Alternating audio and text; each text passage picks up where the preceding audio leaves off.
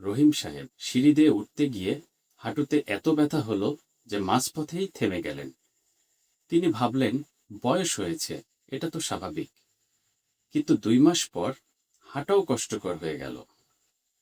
আপনিও কি হাঁটুর ব্যথাকে শুধু বয়সের সমস্যা ভেবে অবহেলা করছেন?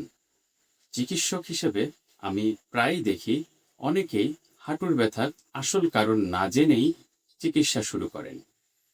আসলে হাঁটুর ব্যথার কারণ এক একজনের ক্ষেত্রে এক এক রকম হতে পারে। যেমন অতিরিক্ত ওজন, পুরনো আঘাত, হাঁটুর উপর দীর্ঘদিন অতিরিক্ত চাপ, অথবা হাঁটুর জয়েন্টে বয়সজনিত পরিবর্তন ও কার্টিলেজের ক্ষয়। আরেকটা ভুল ধারণা হলো, ব্যথা হলে অনেকে মনে করেন শুধু বিশ্রাম নিলেই ব্যথা ঠিক হয়ে যাবে। কিন্তু বেশিরভাগ ক্ষেত্রে দীর্ঘদিন সম্পূর্ণ বিশ্রামে থাকলে পেশি আরও দুর্বল হতে পারে। বরং রোগের কারণ বুঝে সঠিক মাত্রায় ব্যায়াম, ওজন নিয়ন্ত্রণ এবং জীবনযাপনের পরিবর্তন অনেক রোগীর জন্য বেশি উপকারী। আপনি বাসায় ব্যথার জন্য কি করতে পারেন? অতিরিক্ত ওজন থাকলে ধীরে ধীরে ওজন কমানোর চেষ্টা করুন। চিকিৎসকের পরামর্শ অনুযায়ী পুরুর পেশি শক্ত করার ব্যায়াম করুন।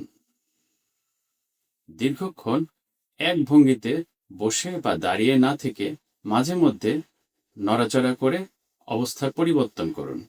তবে যদি হাঁটু ফুলে যায়, জ্বরের সঙ্গে ব্যথা হয়, বড় আঘাতের পর হাঁটুতে কষ্ট হয়, অথবা 2-3 সপ্তাহের বেশি ব্যথা থাকে, তাহলে দেরি না করে একজন চিকিৎসকের পরামর্শ নিন।